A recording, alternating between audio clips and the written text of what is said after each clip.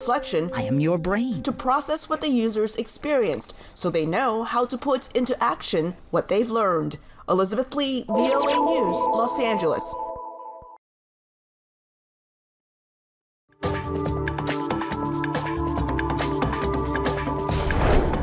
سروکی بری امریکا دونالد ترامپ دبیجا دبا او لروجا سیشم وی ورا دستا سرکرن. پشتی 20 سالان جی داگیر کرن عراقی هشتا خلکی وی ولاتی راستی آلوزیا دبا. و سروکی روسیا سردانا باجار ماریوپول دکا روژه که پشتی دادگاه تاوانان یا نفنتوی فرمانا گرتناوی دایی.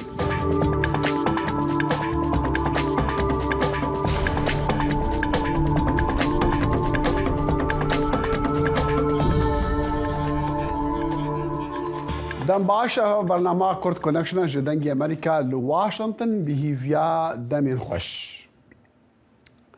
دونالد ترامپ سروکی بری امریکا دبیجا و پیشبینی دکا کو دیل روژا سیشم وی ورد دست سرکرن بتوانا برتیل کرن خانمه که اکتر فیلم روت لسال 2016 و وی داخواز جپشتوالین خواه حتی دست به نرازیبونان بکن.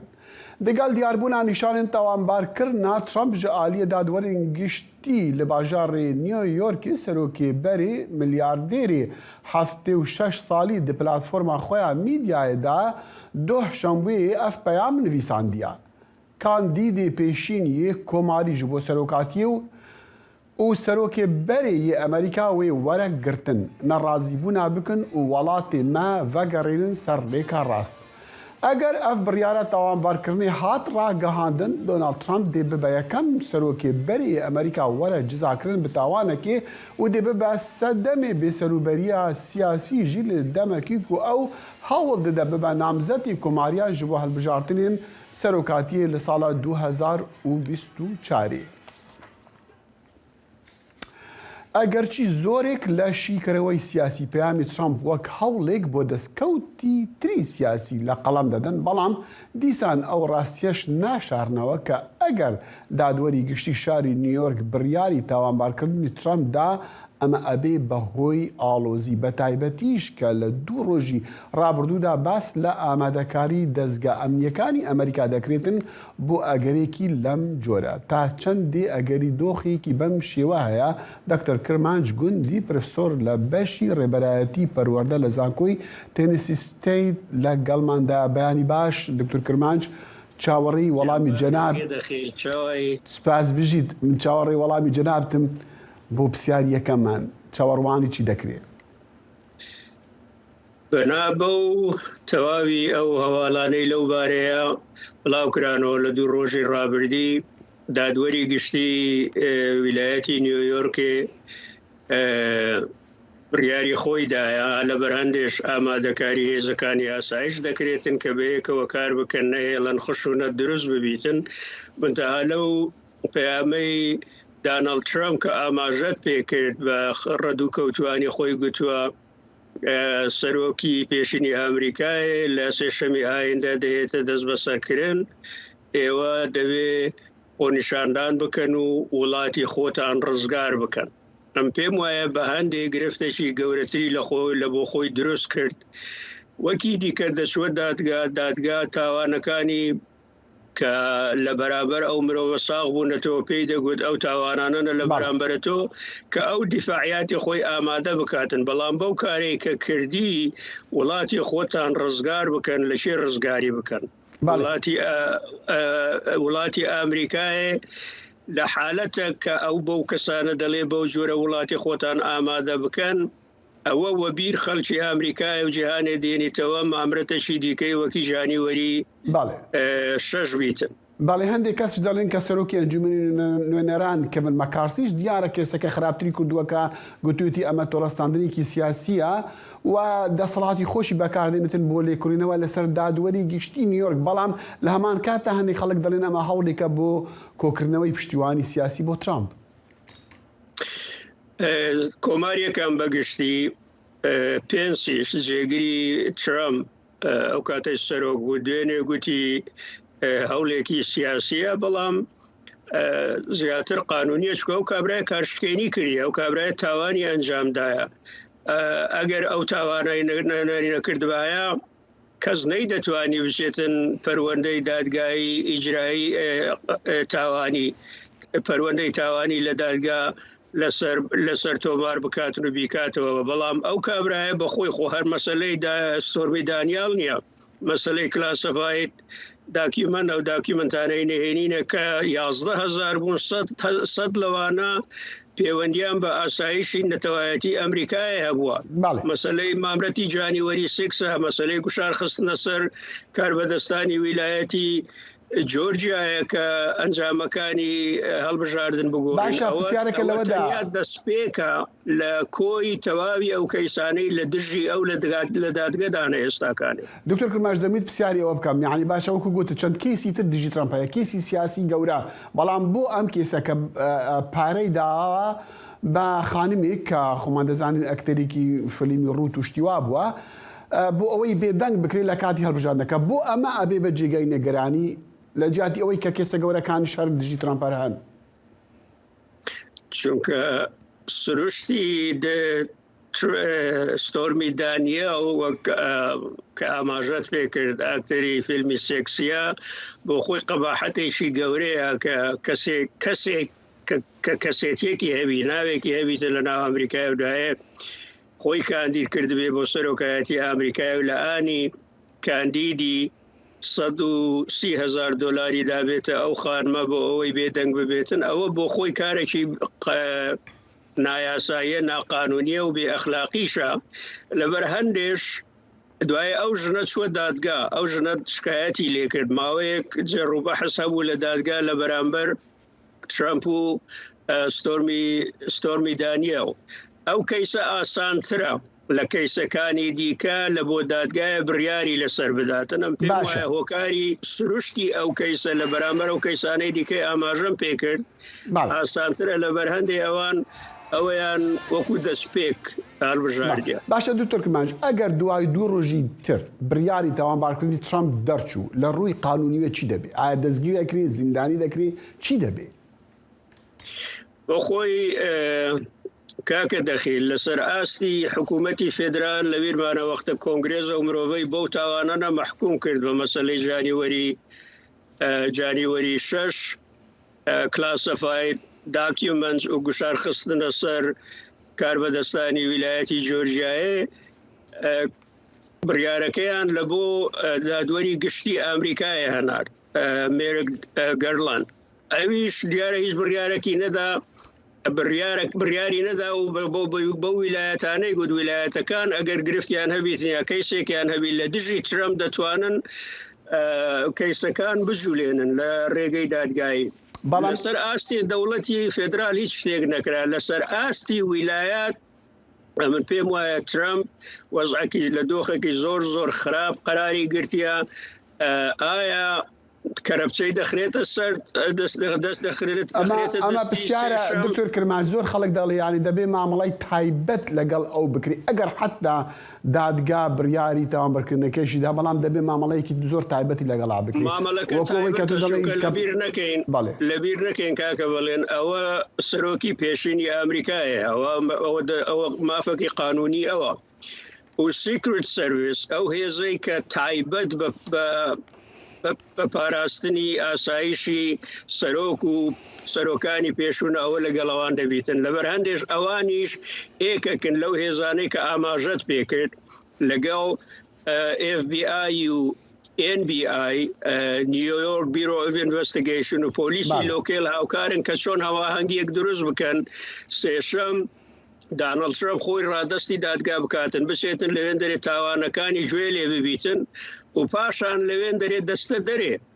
دەچێتە دەرێ لەو ئەو سێشەمێ ناگیرێتن منتەها لەوێن دەرێ ئەو ئامادەکاری خۆی دەکا پاش ئەوەی تاوانەکانی گوێ لێ دەبیتن کە چۆن بەرنامەی بەرگری لە خۆکردن ئامادە بکات. باڵێ دکتۆر کرمانج گوندی پرۆفسۆر لە بەشی ڕابەرایەتی پەروەردە لە زانکۆی تێنسی ستیت لە ناشڤیل لەگەڵ مام زۆر سوپاس دکتۆر. سەرسەرە من کاکە دەخی کار بەدەستێن نەها وین بەرێن ئەمریکی دەبێژن ئەمریکا هیچی بە ئەنجامێن داگیرکردنا عێراقی ڕابەری 20 ساڵان مژوولە و داگیرکردنی یعنی داگیرکردن عراق ایران بهستر کریه نتنی لعراق لباندورا خوا لچند ولاتین هریمی جی بتایبتی لسوریه هبویه پشتی وکشان امریکا او هرتی بهستر دبا و سیاستا امریکا جی لرشلاتا ناوین گل که آلوز کریه 20 ساڵ تێپەڕ دەبێت بەسەر ئەو ڕۆژە پرگۆڕانکاریەی ڕووخانی ڕژێمی سەدام کە دیرۆکی نەک تەنها عێراقیەکان ئەمریکیەکانیش پڕن لە بەسەرهاتی شەڕێکی مشتومڕ ئامێز و ڕووخانی ڕژێمێکی دڵڕاق لەگەڵ میلەتەکەی و بەرگەگرتنیشی لەو شەڕدا هەرچەند مانجێک بوو بەڵام دۆخی عێراق پڕ گۆڕانکاری بوو تەنانەت چەپڵە ڕێزانی ڕاگەاندنی سەرکەوتنەکەی سەرۆکی ئەمریکای ئەو سەروەختە جۆرج بوش و هاوپەیمانەکانیشی ئەوەندەی نەخایەن ڕوبەڕووبوونەوەی چەکداری لێکردەوە کە زۆرێک پێیان وایە شێوازی داگیرکاریەکە بووە هۆی ململانی نەتەوەیی و تایفی لە وڵاتێکدا کە کەمینەیەکی سونە حکمی دەکرد و زۆرینەیەکی شیعی نزیک لە ئێرانیش هاتنە سەردەسەڵات. There's not many who would come to the defense of this and think. کەمن ئەوانەی بەرگری لەوە بکەن پێیان وابێت ئەوە دەستێوەردانێکی ژیرانە بووە ئەوەش لەبەر ئەوەی دوو جۆر ڕەخنە هەیە لە پلەی یەکەمدا هیچ پاساوێک نەبووە بۆ ئەنجامدانی ئەوەی تریان کە پێی باشە دەڵێن هەندێک پاساو هەبووە بەڵام ئەگەر توانای ئەوەت هەبێت دڵنیابی لەوەی ئەوەی دوای ئەوە هات خراپتر نییە لەوەی پێشتر بەڵام هێشتا هەندێک لە کاربەدەستانی ئەوسای ئیدارەی جۆرج بوش بەرگری لەو شەڕە دەکەن. لەو بڕوایەدام لادانی سەدام حوسێن شتێکی باش بوو نکۆڵی لەوە ناکرێت گومان لەوەشدا نەبوو کە لە هەوڵی بەدەستهێنانی چەکی کۆمەڵکوژیدا بوو تەنها دوای پاشەکشەی پشکێنەرە نێودەوڵەتیەکان و هەڵگرتنی سزاکان لەسەری الحكم على المدان صدام حسين المجيد بالإعدام شنقا حتى الموت لارتكاب عمد كجريمة ضد الإنسان. نەک هەر شەڕەکە مای گلەی و تانەلێدان بووە پاشەکشەی سوپای ئەمریکاش لە عێراق لە سای 2011دا کارەساتایی بووە بە پێی بۆچوونی شارەزایان گۆڕەپانێکی خاڵیان بۆ گروپە تونڕەوەکان جێهێشت.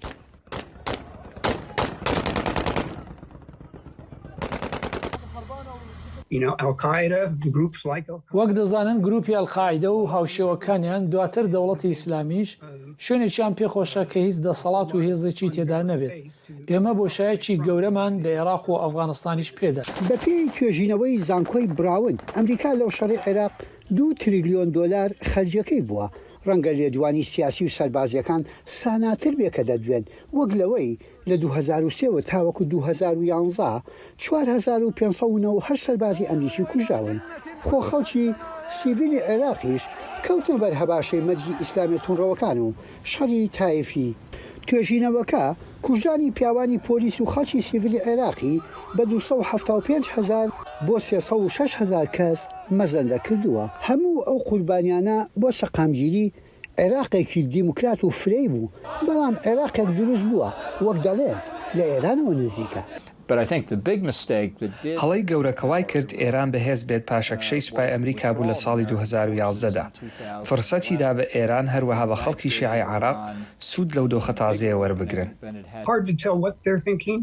هەستەمە بزانیت کە ئێران بە شێوەیەک بیر دەکاتەوە بەڵام لەو باوەڕەیەدام ئەوان بەرگری لە عێراق دەکەن بەڵام بەر لە هەر شتێکی دی ئەوان لە عێراق هەوڵیان داوە کە هێژمونیان هەبێت و واش بکەن کە عێراق بە تەواوەتی سەقامگیر نەبێت. گۆڕانکاریەکانی ناوچەکە خێران دوایاری سیاسی ڕێکەوتنی نێوان ئێران و سعودیە بوو ئێرانێک لە ناو خۆدا وروژاوە و سعودیەکیش کەمتر دانی خێری بە ئێران داناوە هاوپەیمانی لەگەڵ عێراقدا بەکوێ دەگا یەحیا بەرزنجی دەنگی ئەمریکا واشنگتن. 20 ساڵان پشتی داگیرکردنا عێراقی ڕووخاندنە ڕژێما سەدام حوسێن عێراقی هێشتا ڕاستی چەندین ئاریشەین حکمڕانی ئەولەهی و ئابووری خراپ دەبن ji بۆ دیتنا wêneyê rastexînê îroyê عێراقی ئەم mêvandarîya rojnamevan dilovan berwarî dikin keke dilovan gelkê spas ji bo demê wan hûn çawa yani عێراقی piştî 20 salan ji ڕووخاندنە ڕژێما سەدام حوسێن dibînin. سبيك قال لك سباس كاك دخيل بوتو وهمو بينرت كنال بريس براستي بشتي 20 سالة روخانا رجيما صدام حسين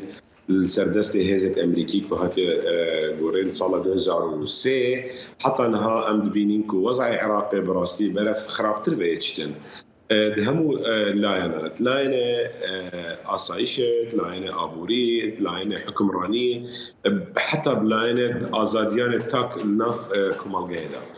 جبرفيش عندي أمدين أخت بناخدينا مثلا هاتنا هزا أمريكي وكو اگر گورو خاندنا رژیم صدام حسین بله او پیوست بود دبوا صدام حسین برخیتن دبوا او رژیم دیکتاتور نمینیتن دبوا او رژیم مترسیدار لسر همو دس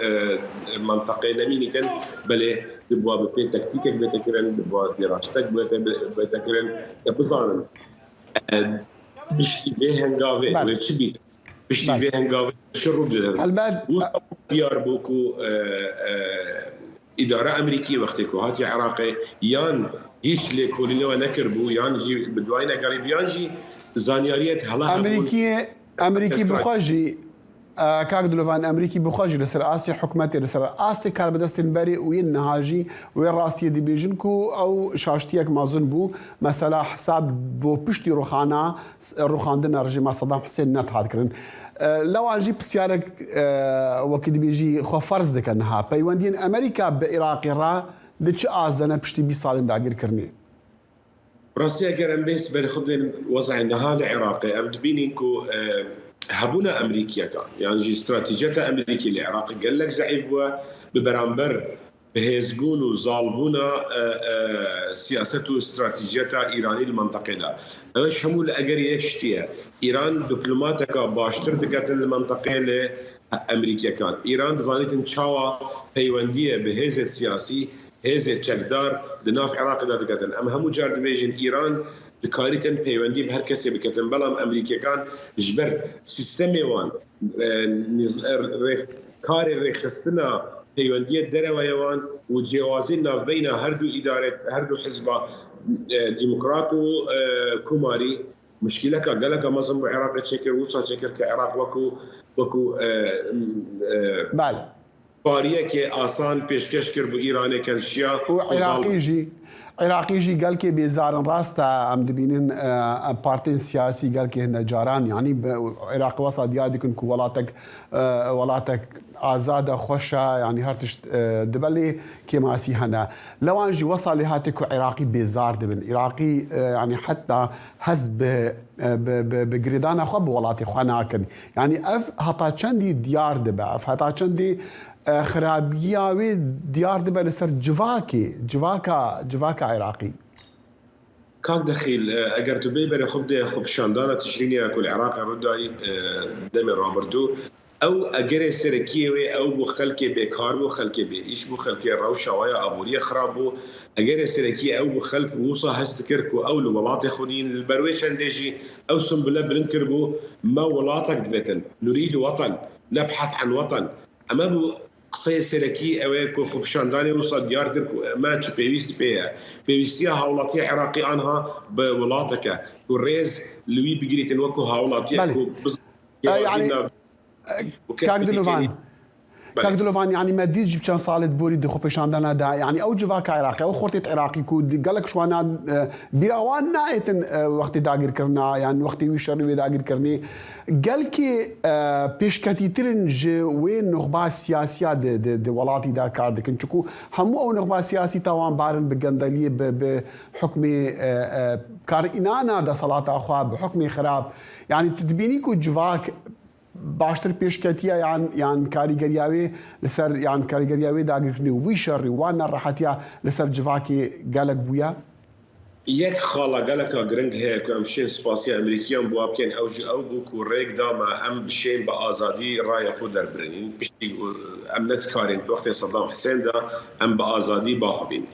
او آزادی ریدا کو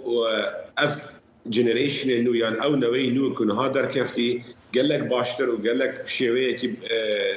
ديار تيجي ترى او نخبه برينها تحكمي دابون او حتى جيل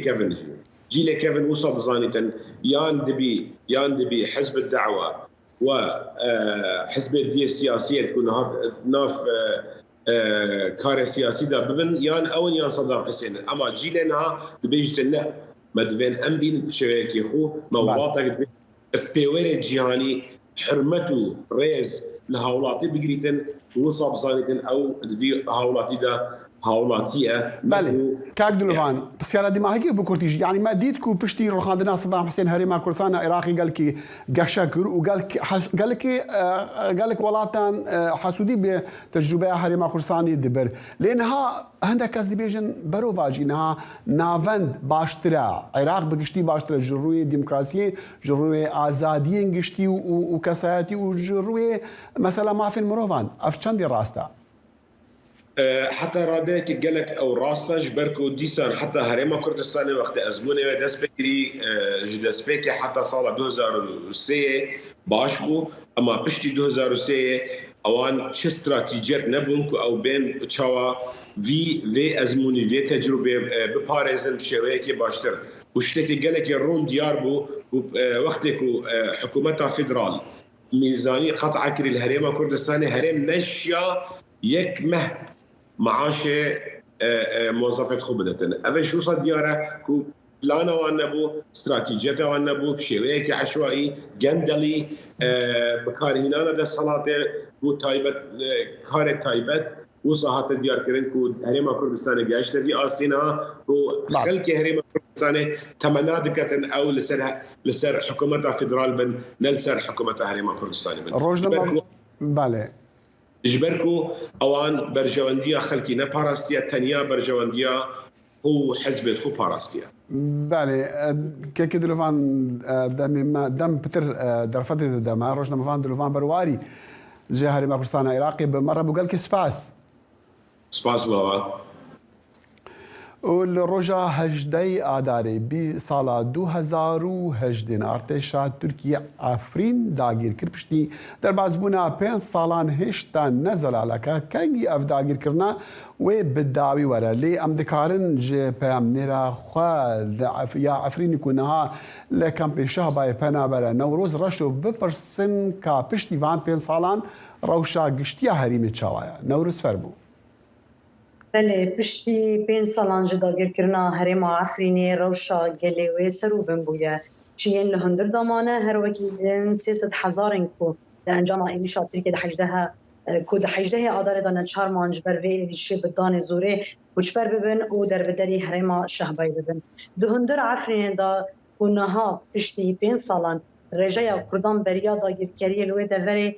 جسدی نودو پنج بوده ایرو رخصن مافی مروان دپیجن کو رجای کردی ناسنامای کردی جیل هرم تک دچا کنها کرد ل هندر عفرین تنه دور نزی 25 جسدی لهرم مانه شخوی مانجی ده انجام دست سرکرنا هرم جالی ارتشا ترکو هر وکی دین گروپن چکدار ین کوج پاشماین جه رنگن کو گلک جوانجی برماهین گروپن تندره او رادیکالن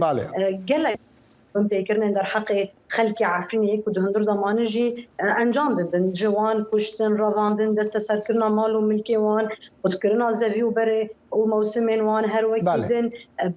قامي اذكر يارن كو در حق واندا انجام تن داين رخصن ما في مروفا وان بلقد يمكن كو او قالكي بحوجداريه كي كو صندنا فان بيك نورس ما تخاز بزان يعني داخوازن وان بتايبتي بنابرن كونها لشهبانا ولجهندين حلبي نجي ودور بين حلبي يعني هيفين وانشنا او تشي في ديك داخوازن وانشنا بله که داخل از دسته که راپورتا کوما آماده کردی جبو نرن دنگ امریکا کوما دناف دا نمونه که جدر بدرن عفنی چوروک وان خاصیه داخازن وان چه ایرو بارا پاروا بکن و دی ساجی لسر داخازن گشتی جی راوستن اوه 5 سالن کودایکا خدیجه جعفرینه در بدر بویه و لپناگاه شهبا تفهو جینی خواه دبن چادرکی ده دمینن بیرواری دایکا 72 سالی هین پیرانه که امید آویج بو وگرا جهواران لچیای کرمنج هر گشه لوما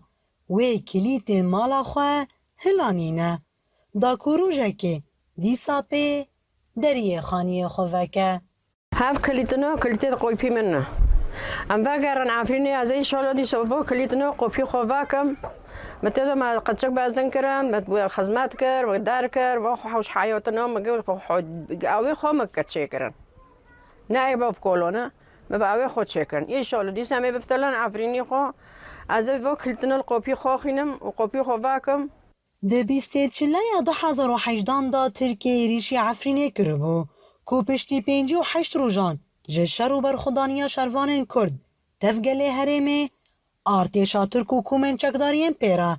ده 18 آدارا همان ساله ده هرم عفرینه دا گر کر لگور چاودیریا سوریا مافن مروف جرکی ترکی عفرین دا گر کریه 300,000 کس جرونشتوان رسنین هرمه آنکو کرد در بدر بونه کلشون آوان عرب و ترکمن هاتنه بجه کرن شیروکار سیاسی ادریس حنان ارمان جا ترکیش داگر کرنا عفرینه و ها شیروکر عفرین وقت درگه کی سرکه جبو خطا باکوری سوریه تی حسباندن اف خط جبو ترکا امبیجن جبو داگرکری ترکا خیال انوان خون انوانیم برفره کرنا تریتوریا داگرکریه یعنی آوا کرنا عثمانیانو مهم به یعنی جبو و پیکانینا و پروژه مهم بش بر او قاضی عفرین جبو آوا کرنا و خطی درگه کی سرکه هاتا حسباندن بشکی مازنج در بدرن عفرینی لپناگاه شهبا کوتن چند کیلومتران دوری عفرینیه دمینن. هفجین دایکا خدیجه آب رشید روژن شر تینه بیراخواه کوی تا کلیا داوی لکیلکا شروانان برخدابون لجنه چاری کوچ بربویه کودی ساجی ویناوی یا وگره هیه دامین گوت داره که مازن به جون به جبیت اناره جبر و اختیار بیری مناره دامین بابو کوره مامرا مازن کند گو هوا جوایه آره وایه ما کنم جوایه ما کنه و کردایه هوا داشتم خود زاکی ما خود جون کریه اما جوی بتر برخودانی بکن جبوگه ام بکن عفین خو یعنی عفین جبیر نابه یعنی 5 سال ده سر داگر کرنا ترکیه عفرینه را در باز دبن کوچه قاصرا و شاهرمه سرو بن بویه جبر گوهرتنا دموگرافیک سوجو بن پیکرنا مافن مروف هر وها سردستیا کومن رادیکال تف ارتشا ترک لی بله به 100,000 انگله وی هرما کردی ین در بدر چاوی وان لریا وگره کونیزیک به ندور به نوروز قد خلقی عفرینی هیوی هیا کجواکا دیفنتوی کاری که بکه جبو درخستنا وان هیزین به پشتوانیا ترکیه جهری موان بله که داخلش خواه گلی عفرینی هر وها آلیان سیاسی و رایدارن کرد نشانه بویه که دیگن کو ایریشال سر عفرینی و داگر کرنا وی ده انجام الهف کرنا که نتوی هاتیه جه کرن جبر ویجی داخواز آوان هم دخو پیشاندان که دواراجن ده سالوگره داگر کرنا باجاری وان دار دخن هر وکیدن چندین چالاکین کم وکیدنگ امریکا وگو هستنه نشانه بویه که دیگن کو او ایرو دخوازن او لهف کرنا که ده انجام ده چرا کس خاطر داین جبو ترکیه باجاری وان هاتیه داگر کرن حالیم برپرس گر وکه هزن روسی وکه هزن امریکی ایدی و بن پیکرنه داویله بنه و ریل بر و وگر آوان جبر هریم آوان ورد شکرنش خوب داویل کرنا داگیر کریه بله نوروز سنافان سرویوا و ریل بر وگر که مسوگرش بوان ورد مسوگر کرن نوروز رشو پی امیره دگی امریکا لیکن پیشه بای پنابران گل که سپاس بواجی دوای دو روش لکوتنا خواری فروکیک بلام استا باسی او کوتنا خواری فروکی هلیکوپتر من هي بلام استا دچینا وان لوانی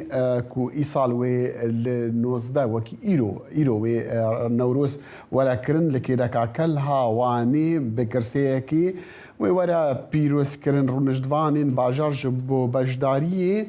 آماده کارین خواه کرنا لی خانمه که پچو کوپار به زمان خواه شیرین بکرمانجی کو دا آخفتو گل کرنا افدار بو او جمارا بحثی خواه دکا بحثا آماده کارین خواه ین افصاله کرنا عارف اصلان پی امری دنگی امریکا لوانی افراپورت شاندیا سر خراکن که چه کردن دلاجی گرم هلیان ناوی وی کچیکا دلال یک بون ارچکانه و او د نوروزا بوری دا با میکروفونا ما آخفت بو و به کرمانجی خویا خوشیک و شیرین بالکشاند بو سرخواه نه سارا نه گرما اون چی هاتنه نداری؟ اندیافو براکر من هوا عرفت گفت از رپورتاج تهازنده رپورتاج کرد هات موله دنرم از تلویزیون دانم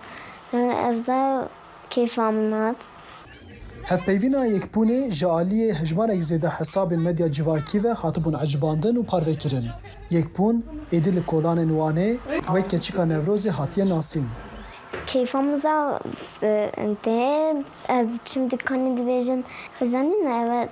آخر نوروزه از چیم سنف هوالی من دیویژه اوا خزانی نوروزه آخر یک پون 10 سالیه و دچه پولا چاره. حیانه و پرورده زمان کردی نورگرتیه. تنه مالباتا و لماله لگل و کرمانجی آخفتیه و او جفری زمان دایکا خوابویه. بریان نوروزه امبون مهوانه یک پونی و بحث آماده کارین خوین نوروزه کر. از افسان کناسه خوب کم بشه کافیه خوب باشه از ردا بچم نوروز. از بچم گومند بکم باشه belki de ser röportaj bunu zamanında. Nevroz bu serhildanne evin amlemuzine Nevroz. یکبون دبیجه کو او ای سال جبر قربانین ارتجه خنای لدست خو ناکه. خوشکاوی نیسانور جی بو بیرانین قربانین ارتجه مرشه ستران آریخ کل سر زلزلا خرپت هاتیه نویساندن گوت. آریخ دبی لبونده سارا گوا کو زلزله بو لیلیانه دو ست خمگینیا میه چند جوان بن زلزله دامرن بله از دخوازم که گوندامه ببه آزادیا جنان و آزادیا گله حفظ و زندانان یکبون و خوشکا خواه داخوا جرونشوان نوانه کرن کو او به جلو برگن خوین کردان بشتاری پیروزباهی نوروزه ببن. جوانین کرد و دایکین من ام گل یک و دو بچنه نوروزه و چند و هنر خوشی بیر نکن. نوروزه زارکان کردی ها بردن میران شرشپیک دیکن جنان فستان کراسل دیکن از زمانان دبینم کیفاموزه کرد. هجای برخصنه کو نوروزا وانه سالا بوری دبن بفری دهاتو بو پیروز کرن. لی ای سال لگور ریوبریا مترولوژی روژا شمی آنکو روژا نوروزه هوا ده عور به و 11 پیلان گرم به. عرف آستان دنگ امریکا. دوای دو ڕۆژ لە کەوتنە خوارەوەی هەلیکۆپتەرێک لە سنووری پارێزگای دهۆک هێزەکانی سووریای دموکرات هەسەدا خاوەندارێتی کۆپتەرەکەی گرتە ئەستۆ. ئەنجومەنی ئاسایشی هەرێمی کوردستانیش ڕاگەیاند ئەو هەلیکۆپتەرانە لە نێوان ڕۆژئاوا و شاری سلێمانی فڕیون بەبێ ئەوەی دەستگا فەرمیەکانی هەرێم ئاگادار بکەنەوە. لە هەمان کاتدا فەرماندەی ئۆپراسیۆنە تایبەتە هاوبەشەکانی هاوپەیمانی نێونەتەوەی دڵگرانی خۆی بۆ لە دەستدانی ژیانی نۆ شەروانی یەکەی دژە تیرۆری هێزەکانی سووریای دموکرات دەربڕی. زانیاری نوێ لەسەر ئەم ڕووداوەی شەوی 15 لەسەر 16 ئەم مانگە لە لای سنوورکەریم پەیامەری دەنگی ئەمریکا لە شاری سلێمانیە. سنوور ئەم کاتت باش فەرموو زانیاری نوێ چی لەلاتە؟ بەڵێ دەخیل وەکدەزانرێ بەیاننامەکەی ئەنجومەنی ئاسایش کە ئەم بەیانە بڵاو کراوەتەوە دیارە کۆمەڵێک لێکەوتەی بەدوای خۆیدا هێنا بەڕای چاودێران گرژی و ئاڵۆزیەکانی نێوان بە تایبەتی یەکێتی پارتی زیادەتر دەکات لەبەرەوەی کە پارتی خۆش ئاماژە کرێت ئاماژەی بەیاننامەکەی ئەنجومەنی ئاسایش ئاماژەی بۆ کردووە کە ئەوان ئاگاداری ئەو جم و جۆڵە سەربازی نەبوون یاخود فڕینی ئەو فڕۆکەی نەبوون بەڵام بەپێی زانیاریەکانی ئێمە ئەو دوو فڕۆکەیە بەر لەبەرەوەی کە ئەو فڕۆکانەی هاتوونەتە ئێرە بۆ لای دژە تیرۆری یەکێتی هەریەک لە دژە تیرۆری یەکێتی نیشتیمانی کوردستان و دژە تیرۆری ڕۆژاوا لەژێر لە چوارچێوەی هەماهەنگی نێودەوڵەتی شەڕی داعشدا یاخود شەڕی دژی تیرۆردا جێدەکرێن واتە هەردووکیان بەشێکن لە ئەو هاوپەیمانێتیە بۆیە ئەوان دەڵێن کە بەردەوام ئەم جم و جۆڵانە ئەم هاتوچۆیانە هەبووە بەر لە 2 هەفتە هەمان ئەو دوو فڕۆکە لێرە بوون هاتون بۆی کە بەشداری دەورەیەکی عسکەری و سیاسی ببن لێرە بەپێی زانیاریەکانی ئێمە لە شاری سلێمانی لەبەرەوەی کە هێزەکانی قەسەدا بەشێکن لە شەری دژی تیرۆر لەگەڵ دژە تیرۆریەکێتی لێرە ناوەندی سەربازی بەیەکەوە ناوەندی سەربازی هاوبەشیان هەیە بۆ ئەمەش بەردەوام لە کۆنتاکتان لە واتە دەوری عسکەری دەکەن سنوور ئەوانە دەڵێن کە ئەم هەلیکۆپتەرانە چۆن بەدەستێژێتی کەوتووە کە خۆیان دەڵێن بە هێزەکانی سووریای دیموکراتیان داوە بەڵێ دەخیل ئەم کۆپتەرانە بە پێی زانیاریەکانی ئێمە ئەو لەو کۆپتەرانن کە لە جەنگی دژی داعشدا هاوپەیمانان پێشکەش بە یەکێتی نیشتیمانی کوردستان و بە دیاریکراویش دژە تیرۆری یەکێتی کراون لەبەرەوەی کە وەکو باسمان کرد دژە تیرۆری ڕۆژاواش بەشێکە لەو هاوپەیمانێتیە یەکێتی دەڵێ من ئەو کۆپتەرانم بەخشیوەتە دژە تیرۆری ڕۆژاوای کوردستان یاخود ڕۆژاوا یاخود هێزەکانی قەسەدا وەی کە دەڵێن ڕۆژاوا یاخود هێزەکانی قەسەدا لەبەرەوەی کە لە چوارچێوەی یەک هاوپەیمانێتیدا جێگە دەگرن بەو شێوەیە پێشکەشراوە بەڵام ئەو هەرچی ئەنجومەنی ئاسایشی هەرێمی کوردستانی شەبەتە یاریکراویش پارتی دیموکراتی کوردستانی شەوانە مەشە بۆ دەکەن کە ئەمانە لە دەرەوەی یاسای لە دەرەوەی زانیاریەکانی حکوومەتی هەرێمی کوردستان بوون لە دەرەوەی واتە سەلاحیەت و سوڵتە سەربازیەکانی هەرێمی کوردستان چوونەتە ڕۆژئاوا لە کاتێکدا ئەمە یەکەم جار نییە بە پێی زانیاریەکانی ئێمە ئەم فڕۆکانە لە بینی هەردوو هەم ڕۆژاوا هەم هەرێمی کوردستاندا بۆ جۆرە وەکووتمان مامەڵە بکەن یاخود هاتوچۆ بکەن. سنوور ئەنجومەنی ئاسایشی هەرێم دەڵێتن کە لایەنێک لە سلێمانی بە شێوەیەکی نهێنی و نافەرمی ڕێخۆشکەر بووە بۆ پەیوەندی نێوان هێزەکانی هەسەدە و پەکەکە و بە چەندین جۆرش جیاواز هاوکاری یەکتریان کردووە ئەمە بەپێی ئەنجومەنی ئاسایش ئەم ڕووداوە تا چەندێک کاریگەری خراپی دەبێت لەسەر پەیوەندیەکانی نێوان یەکێتی و پارتی کە پەیوەندیەکان خراپش ئێستاوا دەبینین.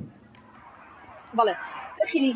هەر ئێستا ناڕزایی و تووڕەبوون لە بینی هەردوو لایەندا گرژیەکان زیاتر بووە واتە ئاڵۆزی زیاتر بووە ئەمە بووە بە کەیسێکی تر لە نێوان لەو کەیسانەی کە ململانەی یەکێتی و پارتی لەسەرە لە بیرمان نەچێت لە هێشتا کەیسی تیرۆکردنی هاوکارجاتێکێکە لەو کەیسە زۆر سەرەکی و ئاڵۆزانەی کە پەیوەندیەکێکە لە سەرەکی ترین و کەیسانەی کە پەیوەندیەکانی یەکێتی و پارتی بە فەرمی هەڵقەساردووە بۆیە ئەمە یەکێکی تر دەبێت لەو دۆسیانەی کە لە داهاتوودا یەکێتی و پارتی لەسەری ناکۆکی قوڵیان لە نێواندا دروست دەبێت یەکێتی من قسم لەگەڵ بە پرسانی یەکێتیش کردوان ئاماژە بۆ دەکەن کە ئەمە پەیوەندیەک نییە کە ئەو پێدانی ئەو فڕۆکانە واتە لە دەرەوەی یاسای هاوپەیمانەتی دژی تیرۆر جێگە ناگرێت بەڵام بەپێی بەیاننامەکەی ئەنجومەنی ئاسایش بێ دەڵێت کە گوایە ئەمانە بەکار هاتوون بۆی کە پەکە کە سوودیان لێ ببینێ بەڵام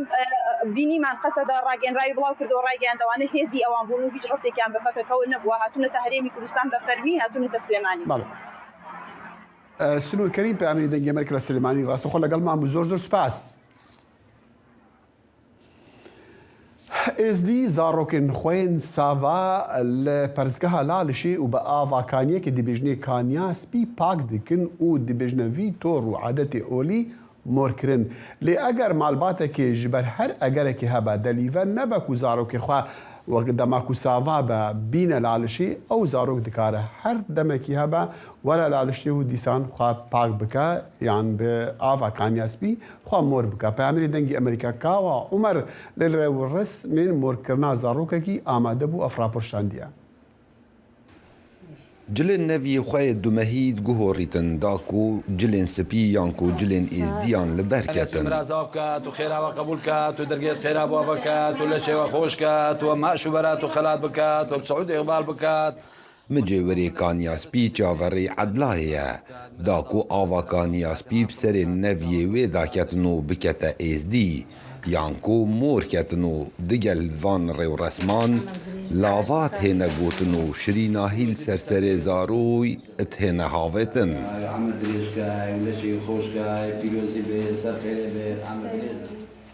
Ev neviyê min e خودینو دایم عبدهایون و جماعت و ما مهر کر ما لازم است و هرچی خود دانم ما جاره بریزلام به مهر بکار.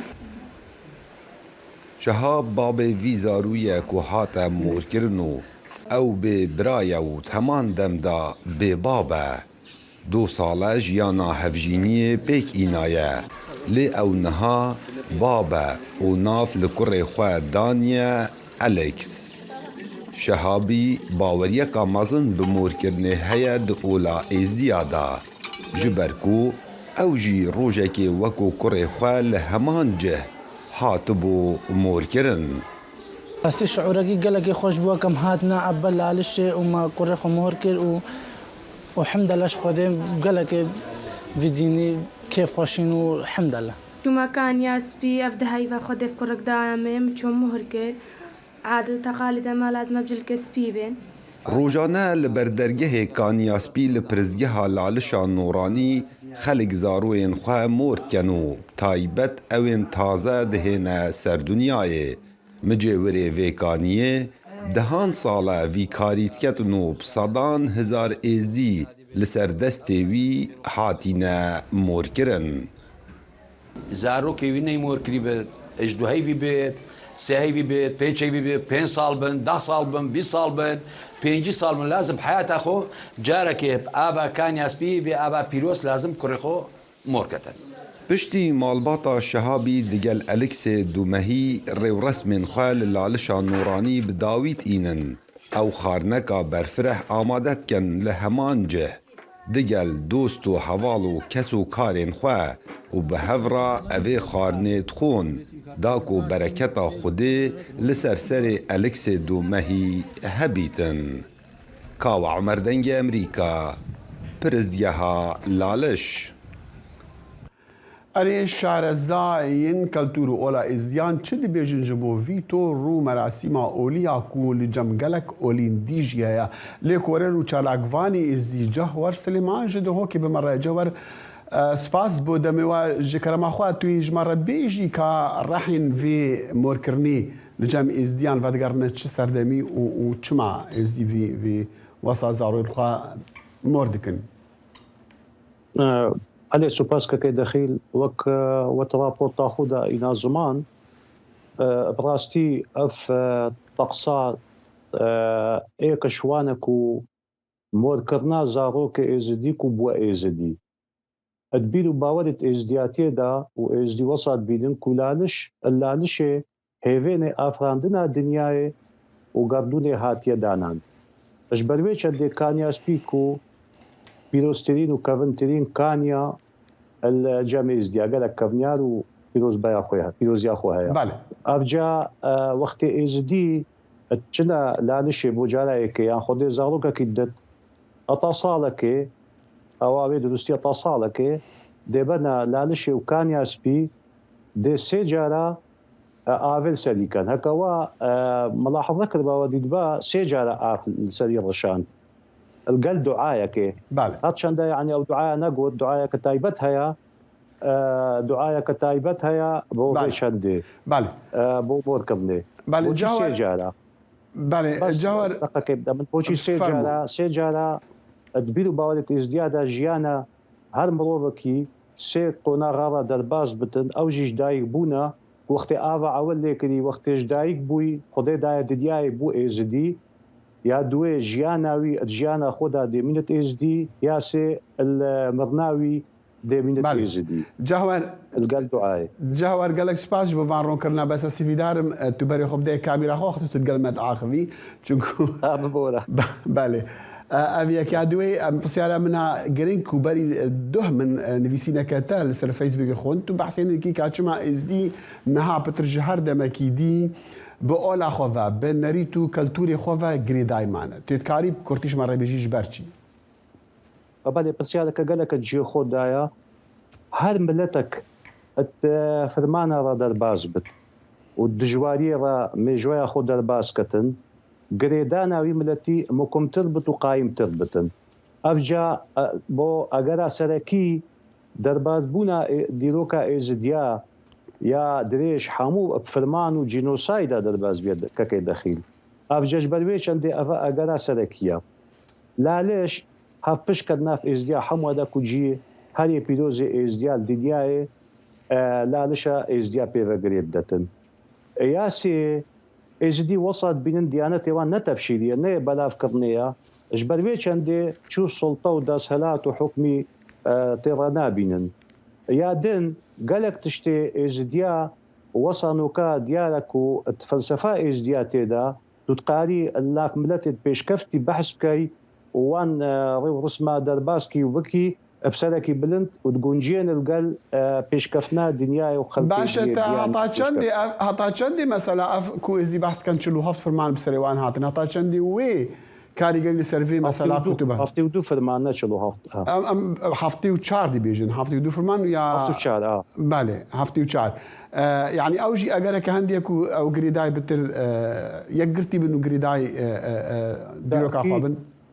تاکیت ئەو ئێکش ئەگەری سەرەکی وەک مدینا زمان و چوو دوو کەسەکە سژنەکەیدا گەلێک دەرباسکەن حەبسەکەیدا دەبینی تاریخەکە مشتەرە گەلوان پەیدا بوو گرێدانەکەم وکم پەیوان گەلوان گەلێک پەیدا بووان هەردووە دوو کەسی ئێکدوو نەناسن شک فەتو چاوات بینی وەختێ کوشتن و گرتن و جنۆساید و تاڵانکردن و هەموو تشتە بسەرێوان هاتی گەلێک وەک یعنی بێژن تاریخەکە هەپشک هەیە و مەسیرێکی هەپشک هەیە چارەنووسێکی هەپشک هەیە ئەش بەروێ چەندێ گرێدانە هەر کەسێکی ئێزدی بۆ ئێزدیاتێ و جواکە ئێزدیاتێ مکمترە و گەلێک تشتیدی هەنە یعنی کوما پێک بەگرێت دەتکوت و قاری بێژی ئەسێزدیمە سەر بلند مینا یعنی مەسەلا میوزیک تشتێکی پیرۆزە دیانەتە ئێزدیادان هۆ موزیک دنیای هەمووی تشتێکی گەلێک جوان و پێشکەفتی ملەتێت پێشکەفتی گرنگیەکە مەزن دەنە میوزیکێ مینا مەسەلەن طبیعەتێ طبيعات يعني سروشتي تبيني فلسفة إزدياتيدا جيكي تايبت وهاي هات تشتك دارك برك حمو قالك جي البيروزن الجمع إزديا وقالك نزيكي توطميش بتن يعني بيروز باخو هيا فلسفة ديانتي بيرو باولة إزدياتيدا يعني جا أفتشتي القصة يعني قريدانا إزدي ديروكاوي وجغرافياوي وفلسفة ديانتي وڕێ ڕسمێت تێنە گەیان هەموو دگونجێن لەگەل پێشکەفتنا خەڵکێت و چەند ببینی دنیایە خەڵکی پێشکەفتی دوژان تشتا یعنی ئیسەر بلندی حتا فەلسەفە دیانەتی ئێزدیا و ئەفناننا دنیایە گەلەکە نێزیکە بۆ ئەو دیتناک و چاوە دنیا پەیدابی و ئەفرانە دنیایە علمی یا و بیگ بانک بژێ یا بەقاندان مەزنە دنیای چاچێ بیە کە تو بەیە کەستێ دینی بۆ شرۆڤەکردنا وێ چەندەیە گەلێک نزیکی وێ چەندەیە جاوەر سلیمان لێ کۆلەر و چەلاکوانی ئێزیش دۆکێ بمەڕە بوو گەلکی سپاس رووسیا ڕادەگەێنێ کە لە کەنداوی عەرەبیدا دەستیان بە مانۆری دەریایی لەگەڵ چین و ئێران کردووە لە کاتێکدا هەوڵ دەداتن پەیوەندیەکانی لەگەڵ پەکین و تاران بەهێزتر بکاتن. وەزارەتی بەرگری رووسیا لە بەیاننامەیەکدا ڕاگەیاند کە مەشقی سێقۆڵی بە ناوی پشتینەی ئاسایشی دەریایی 2023 لە دەوروبەری بەندەرێکی ئێران دەستی پێ کردووە. سەرۆکی رووسیا ڤلادیمیر پوتین هەوڵیدا پەیوەندیەکانی سیاسی و ئابووری و سەربازیەکانی لەگەڵ چین و ئێران باشتر بکاتن دوای ئەوەی ساڵێک لەمەو بەرهێزی سەربازی ڕەوانەی ئوکرانیا کرد. ئەمەش بوو بەهۆی سەپاندنی سزای بێوێنەی ڕۆژئاوا دژی تاران و دژی رووسیاش. ڤلادیمیر پوتین سەرۆکی رووسیا ئەمڕۆ یەکشەمە سەردانی ماریوپۆلی کرد پێش ئەوەی بەرەو بنکەی ڕۆستۆفی فەرماندەی ئۆپراسیۆنی سەربازی تایبەتی رووسیا بڕواتن. ئەم سەردانش دوای سەردانەکەی بۆ کریمیا هات دوێنێ شەمە بە بۆنەی نۆیەمین ساڵی لەکاندنی ئەم دوورگەی دەریای ڕەشی ئوکرانیا بە وڵاتی رووسیاوە. ڕۆژی هەینی دادگای تاوانەکانی نێودەوڵەتی ICC فەرمانی دەستگیرکردنی بۆ پوتین و چەند سەرکردەیەکی